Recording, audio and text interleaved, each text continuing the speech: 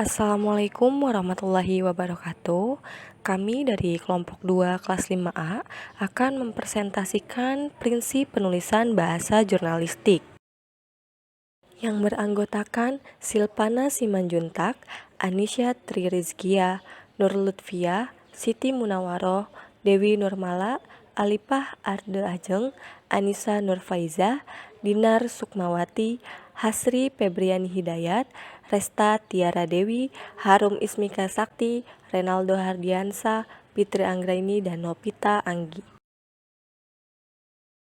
Baik, di sini saya akan langsung menjelaskan tentang prinsip penulisan bahasa jurnalistik menurut Ernest Hemingway, pengarang asal Amerika. Ada 7 prinsip, yaitu menggunakan kalimat yang tidak panjang.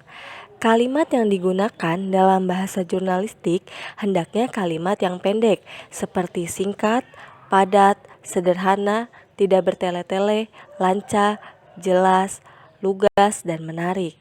Contohnya, berat badan Franz turun 5 kilo. Prinsip yang kedua adalah menggunakan bahasa yang mudah dipahami. Bahasa jurnalistik haruslah sederhana, mudah dipahami, serta ringan dibaca karena ditunjukkan kepada masyarakat luas.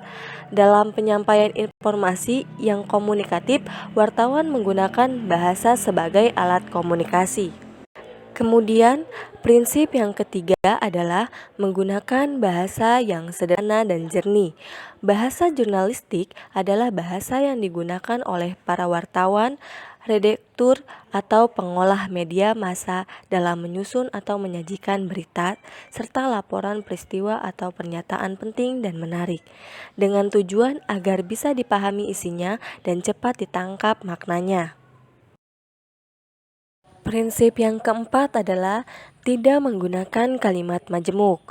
Membaca tulisan dengan paragraf-paragraf panjang, sebagaimana juga tulisan dengan kalimat-kalimat panjang, ibarat menunggu tapi tanpa kepastian, melelahkan.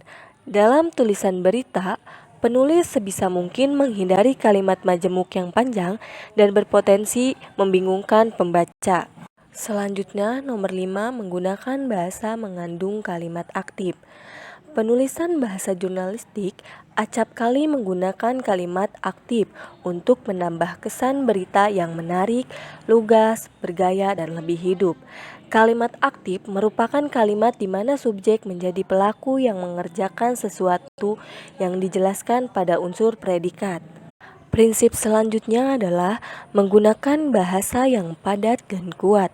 Dalam bahasa jurnalistik, tidak diperlukan berbagai kata yang bermakna sama.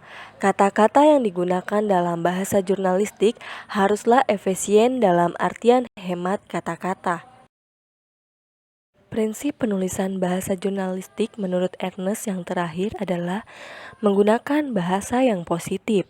Bahasa positif adalah bahasa yang menghasilkan image yang baik, ramah, dan menyenangkan bagi pendengarnya.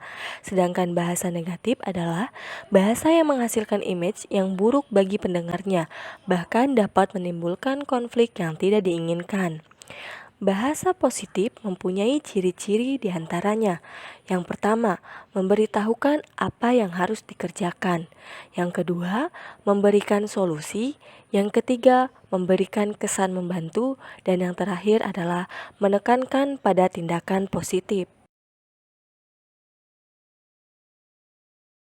Selanjutnya, bahasa negatif mempunyai ciri-ciri juga. Di antaranya, memberitahukan hal-hal yang tidak boleh dikerjakan. Yang kedua, terkesan menuduh.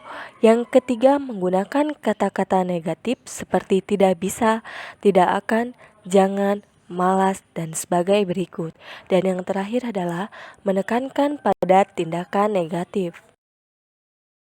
Selanjutnya, prinsip penulisan bahasa jurnalistik menurut Leeds terdapat 4 prinsip, yaitu yang pertama, prinsip prosesibilitas adalah menganjurkan membuat teks sesederhana mungkin sehingga dapat mudah dipahaminya. Biasanya, prinsip prosesibilitas terkandung dalam penulisan penyusunan bahasa jurnalistik dalam surat kabar yang menghadirkan fakta-fakta harus cepat dan mudah dipahami pembaca. Yang kedua adalah prinsip kejelasan. yaitu agar teks itu mudah dipahami. Prinsip ini menganjurkan agar bahasa teks menghindari ketaksaan. Teks yang tidak mengandung ketaksaan akan dengan mudah dan cepat dipahami. Hal ini ditandai penggunaan kata-kata harfiah bukan metaforis. Contoh, sidang korupsi digelar sore diprotes. Tempo, tanggal 6 bulan 10 tahun 2010. Sidang korupsi digelar sore ditangkap. Kata sore pada judul berita tersebut menimbulkan ketaksaan, sebab tidak jelas menyatakan posisi atau makna kata sore. Apakah bermakna sebagai kata keterangan, yaitu sore hari, ataukah sore adalah nama seseorang yang diprotes?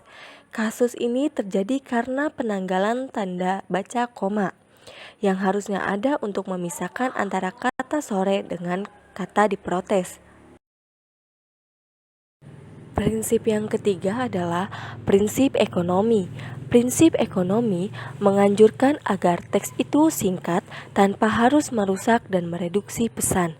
Teks yang singkat dengan mengandung pesan yang utuh akan menghemat waktu dan tenaga dalam memahaminya.